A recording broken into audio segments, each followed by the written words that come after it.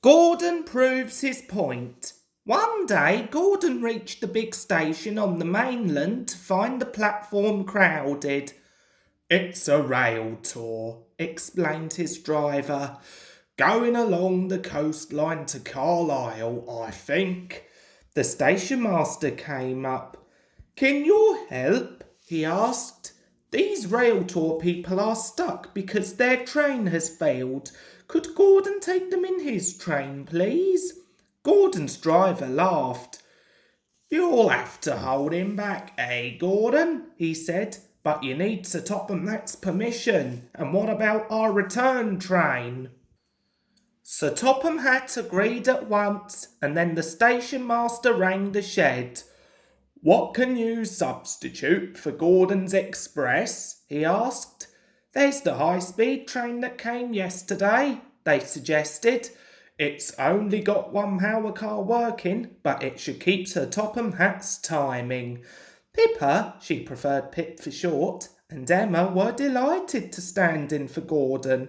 Pip's cooling system was faulty, making her hot and bothered, but Emma didn't mind doing all the work.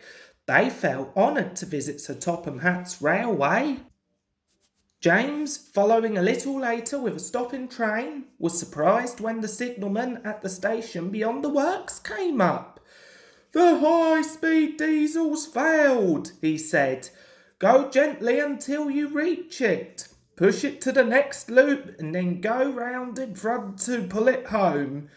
"Phew," remarked James. "But what about the express passengers? They won't want to make our stops."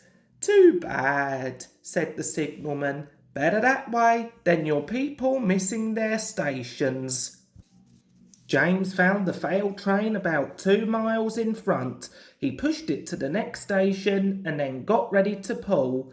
"I'm sorry I can't help," apologised Emma, who was in front. "But we are special lightweight coaches." "That's lucky," said James, who was already feeling puffed. But he found it easier than he expected. Once the train was moving, the coaches followed smoothly. As for the passengers, if they wondered about the extra stops, they didn't complain. Sir Topham Hatt met them. "I'm sorry we're late, sir," said James. "That's all right, James," said Sir Topham Hatt. "I'm pleased with you. You have saved an awkward situation. Now, please make Pip and Emma welcome in the shed while I arrange their journey home." The other engines were quiet at first, but they soon found the diesels friendly, and before long they were all laughing together. James was glad Gordon was away. He might, he thought, so easily have said something to upset him. Gordon came home next day. Sir Topham Hatt forgave him for his smokescreen and said that he was sorry for thinking his spoiled top hat had been Gordon's fault. It had, he explained, been a steward emptying an ashtray from a carriage window. "Now, Gordon," he continued, "while you were in Carlisle, we borrowed a high-speed train. This has failed and I want you to take her passengers home." He paused and smiled. "Show them how we do things, eh?"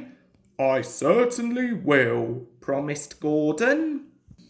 "Right," said Gordon's driver as they backed towards their train. "Today, Gordon, my lad, you can have the run of your life." He did too. Douglas was waiting to pull Pip and Emma home when Gordon passed. "Poop, poop, poop," whistled Gordon proudly, and with a swish and a roar he was gone. Pip and Emma watched enviously. Douglas chuckled. "Och," he said to himself, "yon Gordon's a high-speed engine, but it's me who's pulling the high-speed train."